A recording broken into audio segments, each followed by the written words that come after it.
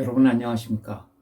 저작권에 대한 궁금증을 풀어드리는 미래저작권연구소의 오승종 변호사입니다. 저작권 상담을 하다 보면 이런 질문들을 많이 받습니다. 제가 제작한 유튜브 영상에 사용된 서체가 불법 서체라면서 서체 프로그램 회사로부터 경고장이 왔습니다. 합의를 하려면 그 서체 프로그램 정품을 구입하고 또 추가로 합의금 100만 원을 지급하라고 요구합니다. 이런 경우에 어떻게 해야 하나요? 네, 이런 질문들을 많이 받는데요. 특히 그 저작권을 침해했다는 이유로 이런 경고장을 받는 경우는 서체 프로그램과 관련해서 일어나는 경우가 많습니다. 이런저런 프로그램을 사용하고 또 인터넷에서 받은 자료를 사용하다가 보면 나도 모르게 정품으로 구입하지 않은 서체가 내 컴퓨터에 심어져 있는 경우가 있습니다.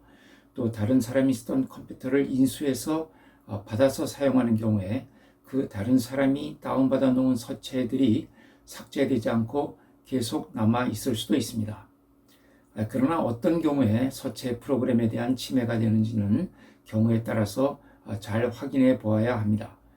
구입하지 않은 서체 프로그램을 이용했다고 해서 모든 경우에 저작권 침해가 되는 것은 아닙니다.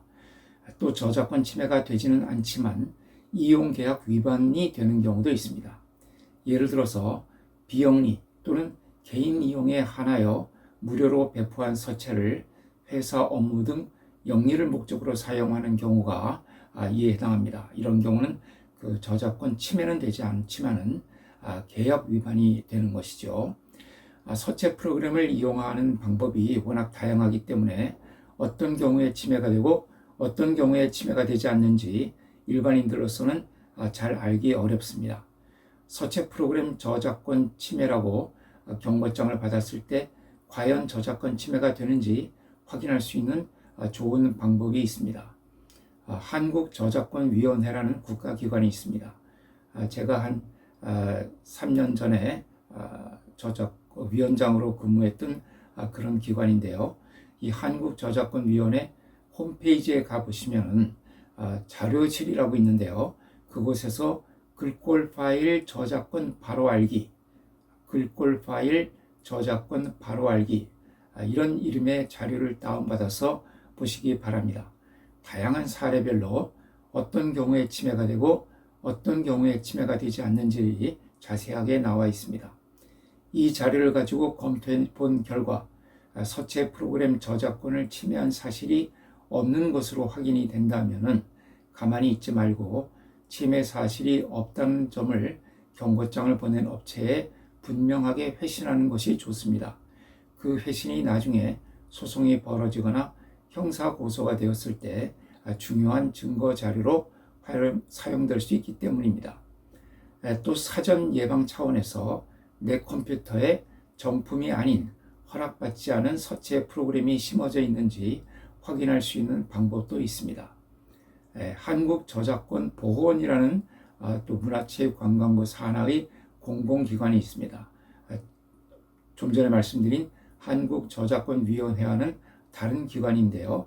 한국저작권보호원이라는 그 공공기관에 가보시면은 홈페이지를 방문해 보시면은 이용자들이 자발적으로 그 자신의 컴퓨터에 불법 소프트웨어가 설치되어 있는지 여부를 확인할 수 있는 인스펙터라는 도구를 개발해서 무료로 배포하고 있습니다.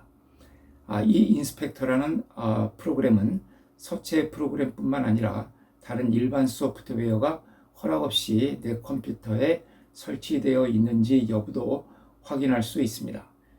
이 인스펙터는 한국저작권보호원 홈페이지에서 다운받을 수가 있습니다. 침해한 사실은 인정하지만 상대방이 요구하는 합의금이 과다하다고 생각되면 적절한 금액으로 조정을 시도할 필요가 있습니다. 한국저작권위원회에서는 이런 경우에 활용할 수 있는 조정 절차 제도를 두고 있습니다. 조정을 신청하는 절차 역시 한국저작권위원회 홈페이지에서 상세히 안내하고 있습니다. 조정 신청에는 1만 원 내지 10만 원의 신청 비용이 소요됩니다. 조정 신청은 침해를 주장하는 사람이 배상금을 청구하는 경우만이 아니라 침해를 한 사람이 배상금을 줄여달라고 신청하는 것도 가능합니다. 조정이 성립되면 그 조정은 확정 판결과 동일한 효력을 갖습니다. 재판보다 훨씬 신속하고 간편해서 저작권 전문가들인 조정위원들 앞에서 대면 절차로 또 이루어지기 때문에 하고 싶은 이야기를 충분히 할 수 있고 또 적절한 조언도 들을 수가 있는 그런 장점이 있습니다.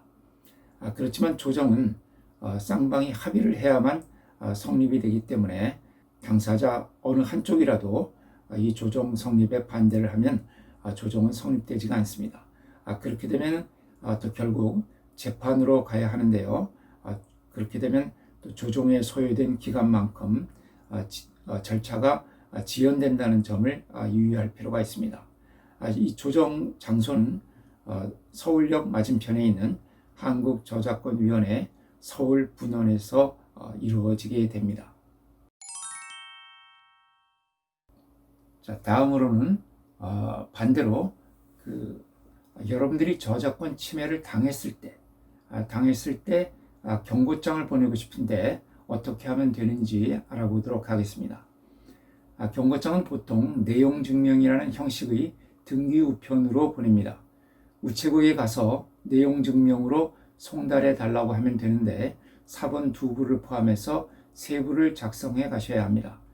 경고장 양식이나 내용 기재 요령은 인터넷에 찾아보시면 많이 볼 수가 있으니까 그것들을 참고하시면 되겠습니다.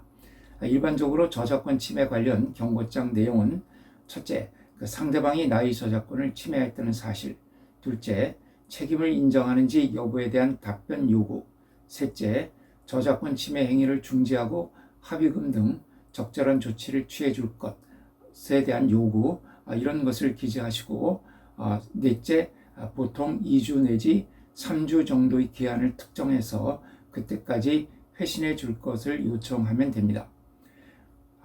이 내용 증명을 받고 상대방이 잘못을 인정하지 않거나 합의가 잘 이루어지지 않을 경우에는 그대로 넘어갈 것인지 아니면 법적 절차를 밟을 것인지 결정하셔야 됩니다. 법적 절차를 밟을 경우 형사고소를 하는 방법과 민사소송을 제기하는 2가지 방법이 있고 이 2가지 방법을 함께 병행할 수도 있습니다. 다만 형사고소는 상대방이 영리를 목적으로 했거나 또는 상습적으로 저작권 침해한 것이 아니라면 그 침해 사실을 여러분들이 안 날로부터 6개월 이내에 고소를 제기해야 한다는 점을 유의하셔야 됩니다.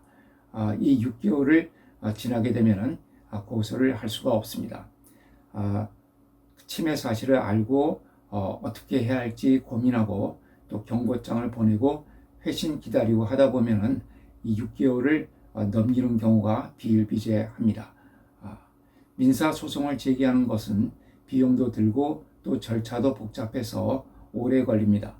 민사소송에서는 보통 앞으로 저작권 침해 행위를 중지할 것과 이미 침해한 부분에 대한 손해배상을 청구하게 됩니다. 손해배상 액수를 어떻게 산정할 것인지도 문제입니다. 저작권법에는 손해배상 산정과 관련된 몇 가지 특칙을 두고 있습니다. 첫째는 침해자가 얻은 이익을 손해액으로 인정하는 것입니다. 둘째는 그 저작물을 정상적으로 허락을 받고 사용할 경우에 지급해야 할 사용료 상당액을 손해로 인정하는 것입니다. 셋째로는 법원이 재량에 의해서 손해액을 결정하는 것입니다. 사안이 경미한 사건이라면 소송을 제기하는 것보다는 앞에 말씀드린 한국저작권위원회의 조정 절차를 이용해 보시는 것도 좋습니다. 조정이 성립되면 재판상 화해, 즉 확정 판결과 동일한 효력을 갖습니다. 분쟁을 한 번에 또 신속하게 해결할 수 있고 상대방과의 사이에 큰 감정의 상처를 남기지 않을 수 있다는 점에서 아주 바람직한 절차라고 볼 수가 있습니다. 네, 오늘은 여러분들이 저작권 침해를 했다고 해서 경고장을 받았을 경우, 반대로 또 여러분들의 저작권을 침해당해서 경고장을 보내야 할 경우 어떻게 해야 하는지에 대해서 알아보았습니다. 오늘 영상이 여러분들에게 도움이 되셨기를 바랍니다. 오늘 영상은 이것으로 마치겠습니다. 감사합니다.